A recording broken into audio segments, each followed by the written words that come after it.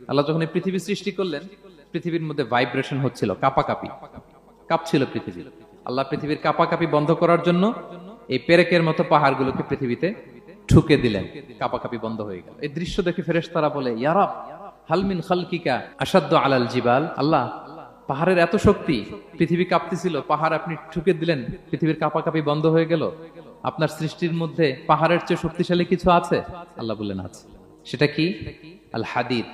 আল্লাহ বললেন সেটা লোহা, কারণ লোহা দিয়ে পাহাড় কাটা যায়, ঠিক কিনা? লোহার কথা শুনে ফেরেশতারা অবাক, লোহা পাহাড়ের চেয়ে শক্তিশালী?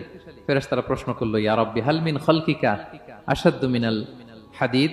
তাহলে আপনার সৃষ্টির মধ্যে লোহার চেয়ে শক্তিশালী কিছু আছে?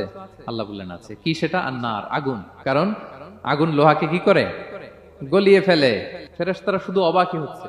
ফেরেশতারা বলে, আগুনের চেয়ে শক্তিশালী কিছু আছে? আল্লাহ বলে আছে, আলমা, পানি। কারণ আগুনে দাউ দাউ করে জ্বলে ওঠা আগুনের মধ্যে পানি দিলে আগুন অস্তিত্ব হারায়। ফেরেশতারা শুধু অবাকই হচ্ছে। তারা বলে, তাহলে পানির চেয়ে শক্তিশালী কিছু আছে? আল্লাহ বলেন আছে। আর রিহ, বাতাস। কারণ বাতাস পানিকে একদিক থেকে আরেক দিকে নিয়ে যায়। জলের মধ্যে বায়ুর উচ্ছ্বাস লাগলে জলোচ্ছ্বাস তৈরি হয়, ঠিক কিনা? ফেরেশতারা আবার অবাক হয়ে বলে, তাহলে বাতাসের চেয়ে শক্তিশালী কিছু আছে? আল্লাহ বললেন আছে। সেটা কি? বলতেছে বনি আদম। ওই মানুষ শক্তিশালী যে গোপনে দান করে, এত গোপনে যে ডান হাত কি দান করলো, বাঁ হাত সেটা টের পায় না। পড়েন সুবহানাল্লাহ।